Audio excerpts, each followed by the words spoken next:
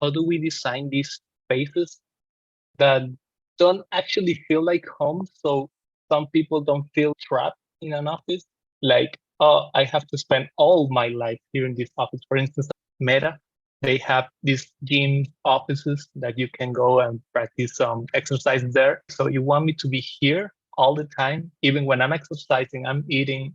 So you're giving me everything. You don't want me to go home. I think in the future, working is more going to another community. You have the family at home, but sometimes you go to office. I work here at the university, for example. I like it very much because, yeah, colleagues are getting friends, but also I like the spaces here. But I also like to go home because the space there is completely different. Here is design and art, but at home it's completely different. For example, my wife is not a designer. The kids are creative and it looks totally messy at home. In Basel, where I live, I also have an office space where also other colleagues are. So I think it's always interesting to have different places where you go and they have a certain character. You go there and meeting different people. I think moving around is very important. I see it also critical to have only one space, like at Google. It's super nice. You have also a gym there where you have to go. You can eat there. You can go out. You have a bar. For example, Novartis campus in Basel. I've been there once and it feels really like a city, like a gated community where you go and you're in this bubble.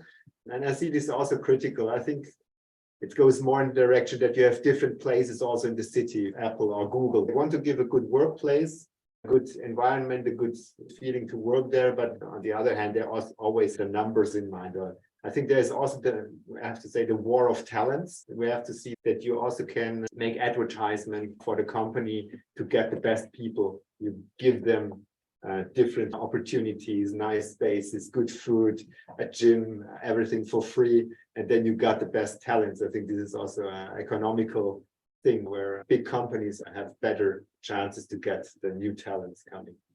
I think what you're saying is creating community, not replacing community. Work is another community and shouldn't replace all the other communities. And I think that's where the ethical question comes. Is the workplace replacing home, replacing other stuff, and it's just centralized the bubble of work, or is it adding space, is it adding a new community? If it's multiple spaces, then people are forced to move from one place to another. They meet new people. There is some density in the middle. Instead of just having a bubble of perfection, we go again this notion of natural, where you have to move, you have to change. So we have this notion of going from perfect to natural, and also this idea of creating community, not replacing community.